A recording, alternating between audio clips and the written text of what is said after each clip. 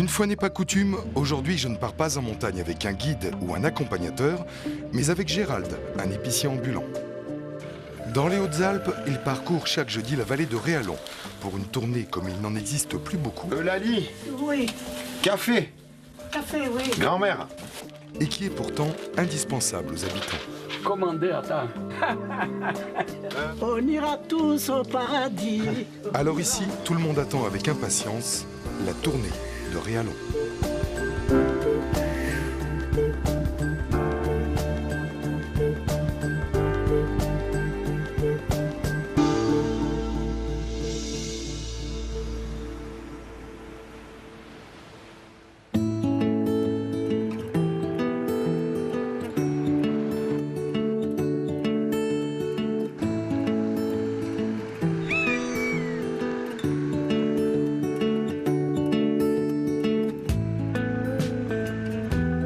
C'est sur les hauteurs du lac de Serponçon que se trouve la petite vallée de Réalon. À environ 20 km de Gap, nous empruntons depuis Chorges la départementale qui grimpe dans la vallée et qui s'enroule autour des aiguilles de Chabrières.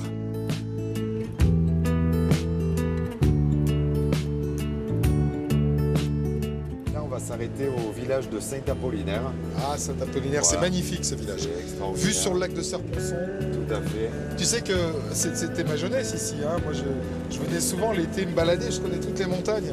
D'accord. hein, mais Ouais, voilà, c'est un endroit que j'adore. le retour Retour aux sources. Dans la vallée, il y a près de 20 villages et hameaux, habités surtout par des personnes âgées qui se retrouvent isolées par l'hiver, près de 6 mois de l'année. Les clients de Gérald n'en sont pas moins de bonne humeur, surtout quand arrive leur épicier préféré, qu'ils aiment bien taquiner. Un petit morceau de petit salé. Oui.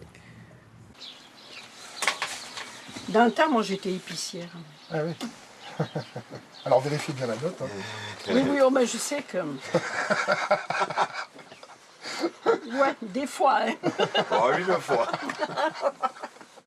La vallée de Réalon, c'est une galerie de portraits inoubliables. Josette, Robert, Zizon, Eulalie, Loulou et Louis font partie des figures de la tournée de Gérald, parmi quelques 20 clients qu'il passe voir tous les jeudis.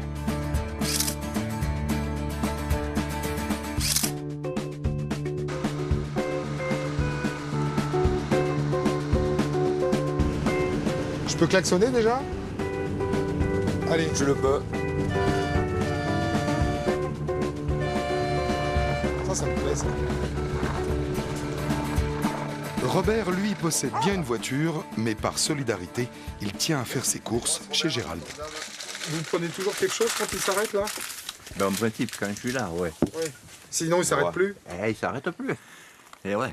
Attention sur les papillotes, hein, faut pas abuser. Hein. Robert, je te remercie beaucoup.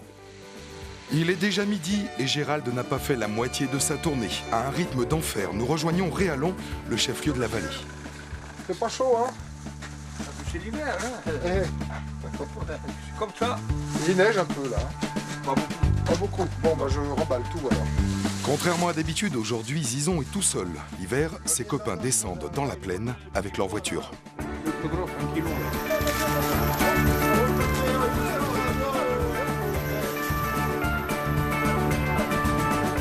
Et alors cet après-midi, vous allez faire quoi?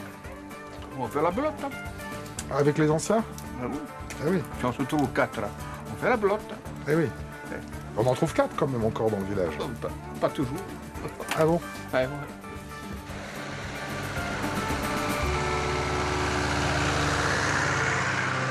Alors tu sais à l'avance ce qu'ils vont prendre par exemple, Loulou là il va prendre quoi? À Loulou, c'est le rituel, donc c'est tout le temps la même chose. Et puis en plus, normalement, c'est dans l'ordre, comme le tiercé. Alors, c'est 4 côtelettes, 2 saucisses, le fromage, le jambon cru, 2 saucisses. Ah, dans le désordre.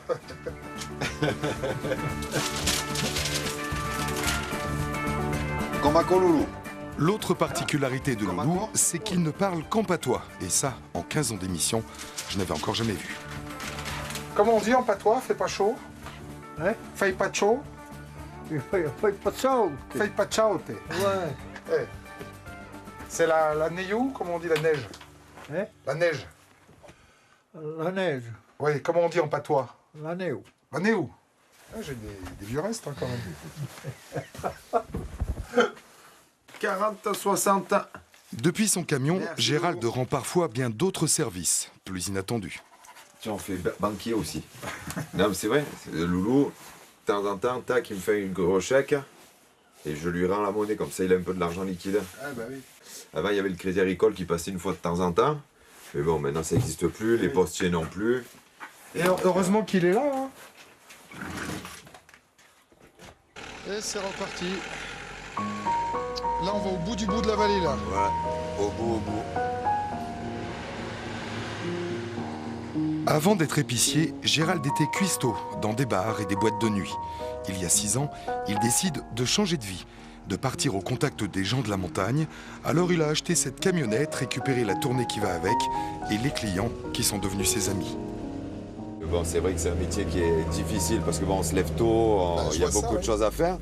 Mais bon, c'est tellement Mais t'as un vrai exceptionnel. rapport. Les gens, ils sont vraiment contents, tu fais partie de la famille quasiment. Surtout dans la société dans laquelle on vit, où tout le monde est un peu individualiste, devient un peu individualiste, un peu... Je trouve qu'il n'y a plus trop de solidarité, quoi. Ouais. On n'est pas là que non plus pour vendre, on est là pour donner des nouvelles des uns des autres, faire passer de temps en temps autant une petite lettre, un petit colis, dépanner, je sais pas, des timbres. Tu vois, là j'ai un client, là je vais lui amener son paquet de cigarettes, parce que moi il fume et il prend un petit paquet de cigarettes dans la semaine, mais ça c'est des choses... Moi c'est vraiment du service, quoi. Je veux dire, c'est pas là-dessus que Ouais. je gagnerai là-dessus, c'est vraiment... on va arriver au village des Gourniers, le village des Gourniers c'est vraiment c'est le bout du monde, quoi. Après, il n'y a plus rien, il y a la montagne. Il y a le parc des écrins. Si les clients de Gérald sont pour la plupart des agriculteurs à la retraite, l'activité économique de la vallée aujourd'hui, c'est aussi le tourisme, avec Réalon Station. Créée en 1985, elle est la dernière née des stations françaises, modeste mais charmante, à l'image de sa championne, Laetitia.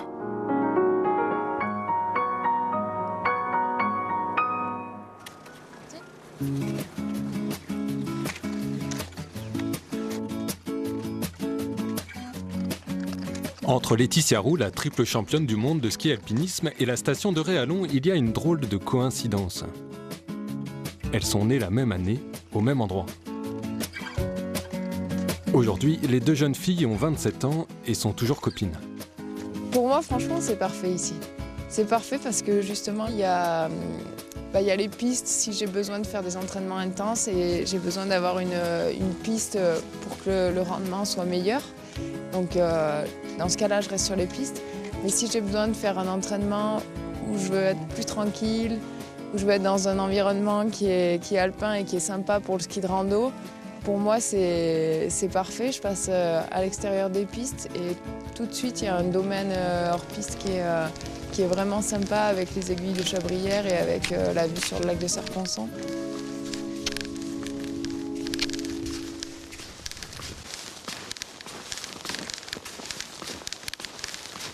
Je me sens sereine en fait ici et quand je rentre chez moi, j'y suis l'hiver, j'y suis pas souvent, mais quand je rentre sur le Savinois Serponçon et quand je viens à Réalon, ça me permet de me ressourcer en fait et c'est vraiment ça. Je sens une énergie que je trouve nulle part ailleurs.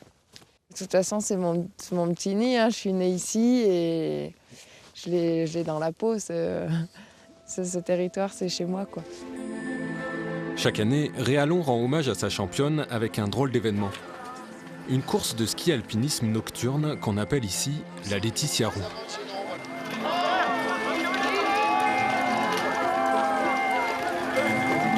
Une fête des Lumières pour démocratiser la discipline.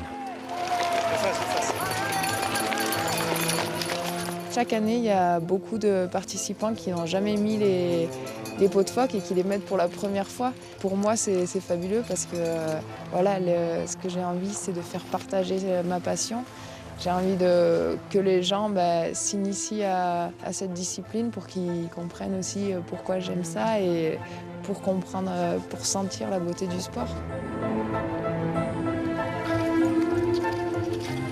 Le parcours se termine au cœur même des aiguilles de Chabrières, dans un couloir à 45 degrés. C'est trop beau, quoi.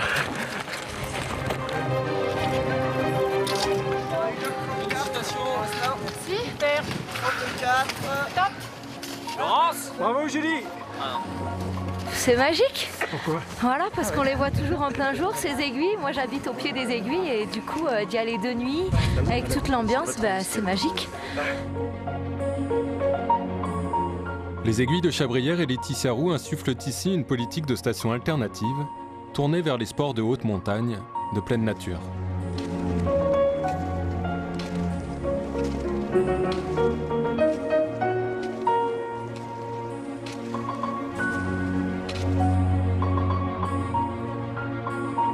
C'est vrai qu'à Réalon en particulier, on voit beaucoup de randonneurs. Je pense que c'est parce que le cadre s'y prête particulièrement. Maintenant, il y a déjà dans certaines stations, notamment à l'étranger, des pistes qui sont mises en place pour les randonneurs, des itinéraires pour les randonneurs. Et moi, je trouve ça génial. Je pense qu'on va développer le projet assez rapidement avec la station de Réalon. Peut-être Réalon deviendra-t-elle un jour la première station de ski alpinisme en France.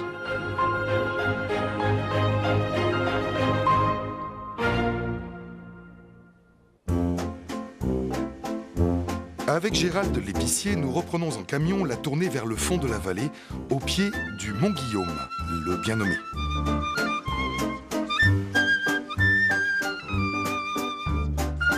Notre prochaine cliente, c'est Eulalie. Elle habite les hauteurs de Réalon Village. Mais Gérald, avec sa camionnette, n'arrive pas toujours à grimper jusqu'à chez elle. Ça accroche.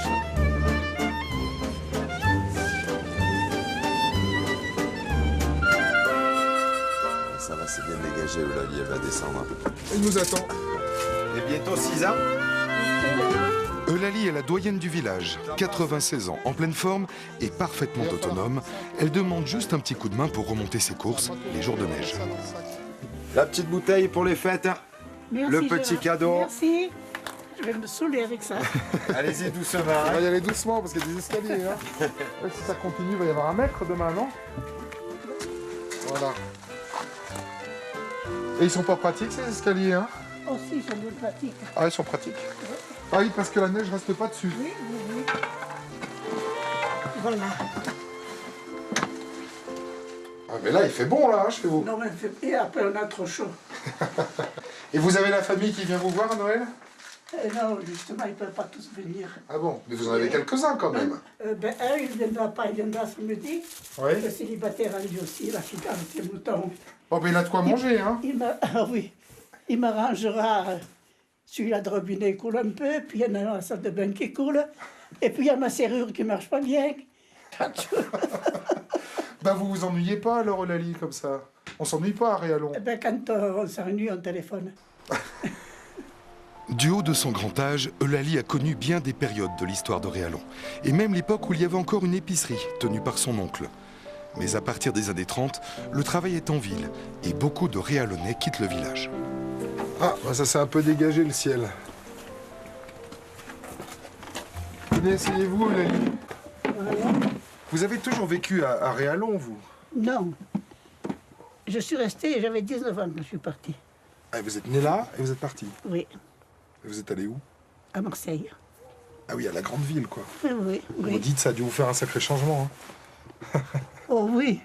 Les rues, les gens, les mannequins. Dans les vitrines des magasins? Dans les vitrines, oui, je savais pas qu'il y avait des poupées aussi grandes que ça. Enfin, Et puis la mer que j'ai vue pour la première fois aussi. Et qu'est-ce que vous êtes allé faire à Marseille? Eh bien, gagner de l'argent. Et ici, il n'y avait rien à faire. L'hiver, on tricotait, on soignait les bêtes qu'on avait. Et là-bas, vous avez trouvé un travail? Ah ben, chez les personnes, on gardait des enfants, enfin. Employé de maison? Oui, employé de maison, puis on avait un salaire. Ouais. Alors c'était pas mal parce que nourrir et loger, on arrivait à mettre de l'argent de côté. Là, le camion de Gérald, là, que je vais pas tarder à aller rejoindre d'ailleurs parce qu'il va Oui. pas m'attendre, mais ça vous rend un sacré service, ça, quand même. Hein. Ah oui, oui, oui. Puis M. Gérard est bien gentil aussi. Et s'il n'y avait pas ça, vous seriez obligé d'aller où? À Embrun, à Gap, à Chorges? Ah ben au magasin à Chorges, c'est le plus près. Oui, mais enfin, bon, à votre âge, vous n'avez pas Oui. forcément envie de Non, mais conduire moi, ou même si une j'y voiture. vais, c'est quand mes enfants sont là qui me mènent. Oui. Oui. Donc c'est important qu'il y ait encore des Ah épiciers oui. ambulants dans cette petite vallée, quoi. Ah oui. Ah, il a klaxonné, Gérald. Bon, il va falloir que j'aille, Il Lali. n'y a plus rien à se dire. Eh ben non, mais c'est pas ça, c'est qu'il faut que je prenne le camion parce qu'il va pas m'attendre. Allez, au revoir, bonne journée et merci beaucoup. Bonne journée.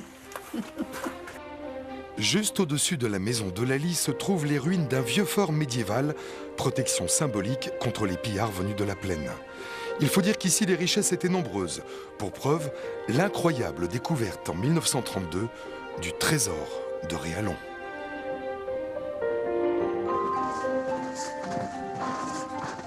La découverte a été faite au pied d'un mur en pierre sèche, dans un champ à proximité du village. Voilà, c'est dans cette zone qu'a été découvert le second dépôt, celui qui date de 1932. Pour l'anecdote, c'est un berger qui a découvert le trésor, tout à fait par hasard. Il n'a pas compris du tout la valeur des objets qu'il avait trouvés, donc lui pensait pouvoir les vendre au prix de la ferraille. Et c'est un curé appelé sur les lieux qui a compris en fait la valeur de ces objets.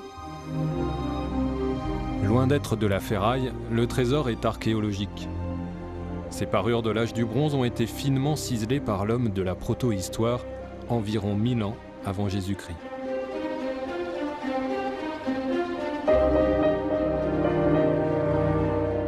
Des torques, des pendeloques, des médailles qui constituent des parures aujourd'hui extrêmement fragiles, soigneusement conservées au musée de Gap.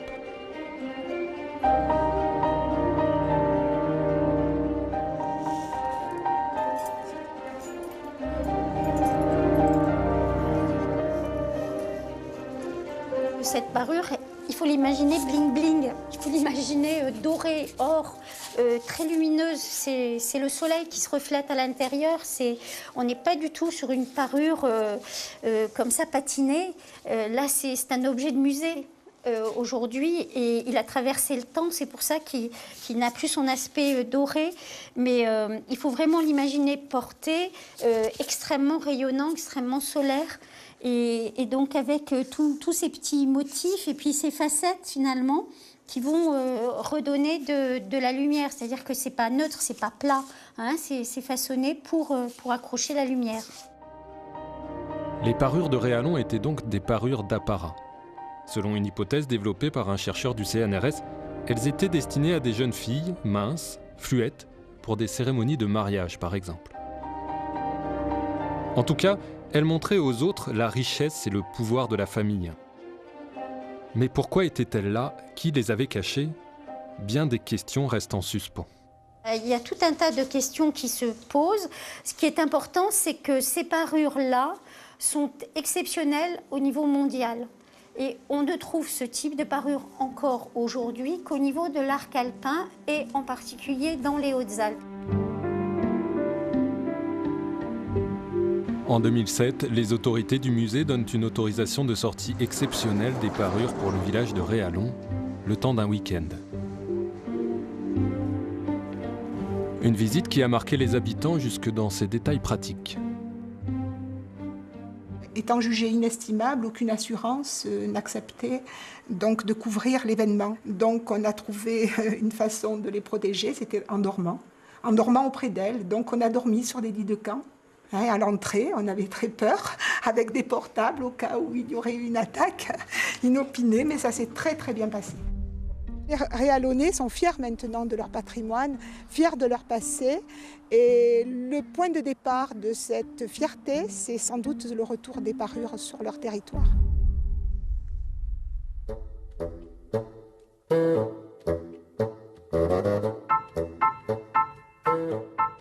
La fin de journée approche et celle de la tournée de Gérald aussi. C'est donc sous une pluie glacée que je rejoins le petit hameau des Blancs. C'est là qu'habite Louis, l'un des clients préférés de Gérald, pour sa gouaille inimitable.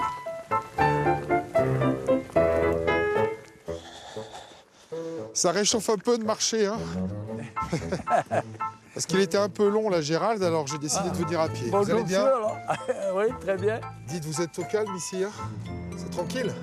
Ah oui, dans l'avenir, ça viendra encore plus tranquille, peut-être. Vous croyez? Oui, parce que, je sais pas, le désert arrive petit à petit. Et l'épicier, là, c'est un grand service qui vous rend quand il vient, là? L'épicier, bien sûr, parce que si on n'avait pas l'épicier, eh bien, on ne pourrait pas vivre. on serait obligé d'aller à l'hôpital, puisqu'on n'a pas de voiture. Il y a beaucoup d'anciens ici, dans les villages, qui n'ont pas de voiture. Ah oui. Et vous savez ce que vous allez acheter, là? Vous avez votre liste de prêtres? Ah, tout le temps. Oui. Parce qu'en prenant de l'âge, on oublie. Alors moi, j'écris tout.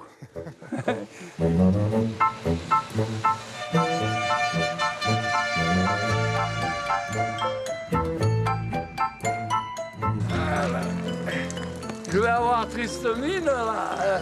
C'est pas beau, hein, maintenant. Au rapport. Oh non, vous avez bonne mine, regardez ça. J'ai pas mis. C'est moi qui commence à me liquéfier, là.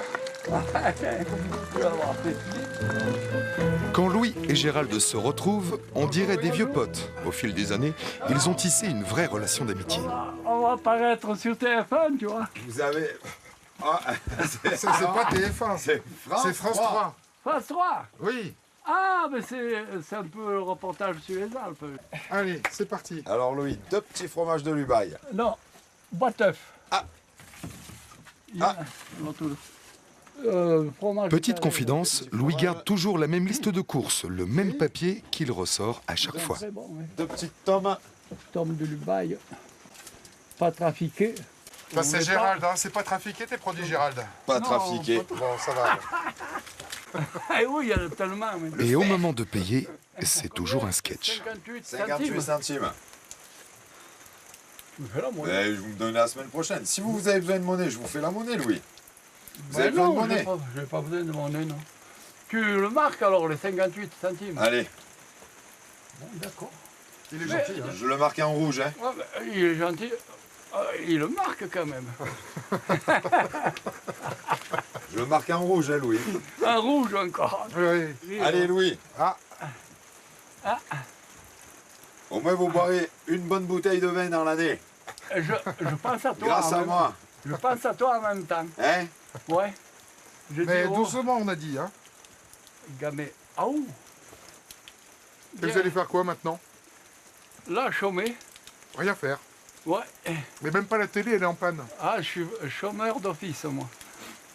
Elle est toujours en panne, votre télé, Louis. Hein? Elle est toujours en panne. En panne. Et Il faudrait que je fasse venir quelqu'un pour Eh ben oui. changer, mettre une neuve. Ouais. Une télé neuve. Au moins que... Bon, on languit moins avec la télé. Bah oui. Bon, il se dit des bêtises, des grosses... Ça, il y a des ânes encore plus ânes que nous qui passent souvent à la télé. Ça, c'est pas faux. C'est vrai. Vous n'avez pas remarqué, si? Si. Il y a des ânes. Ils l'ont remarqué. Ils sont très au courant. Hein. Non, mais pas pour eux que je le dis. Ah non, mais Mais le non, prenez pas des pour eux, ânes, il y a des vedettes, il y a un C'est peu vrai. de tout. Vous voulez que je vous aide à porter Ouais, tout y en a ça? encore. Allez, c'est long, mais c'est loin, je vous aide. Tu m'attends, hein? Louis, Ouais. passez un À la bon prochaine, Noël. hein. Un bon Noël. Et à jeudi prochain. En attendant la prochaine visite de Gérald, Louis va rejoindre ses pénates, ses chats et sa cheminée. Et j'espère qu'à cette heure, il aura réparé sa télé pour se voir dedans.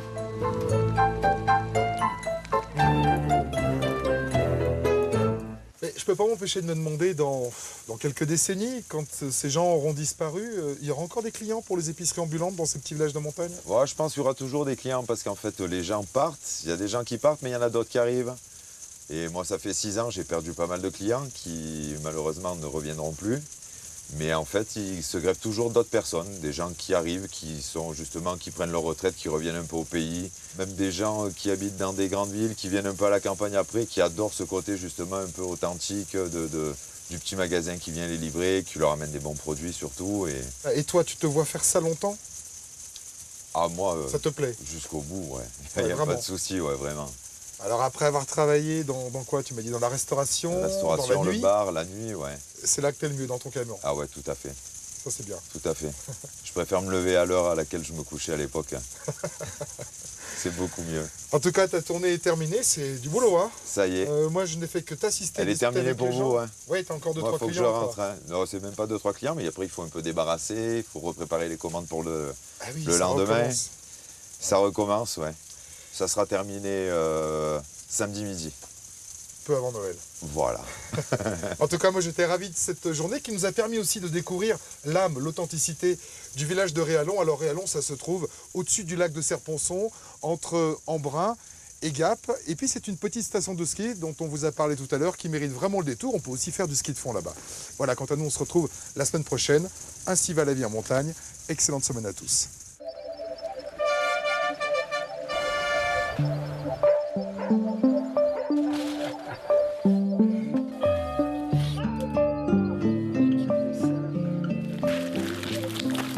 Comment rester en forme?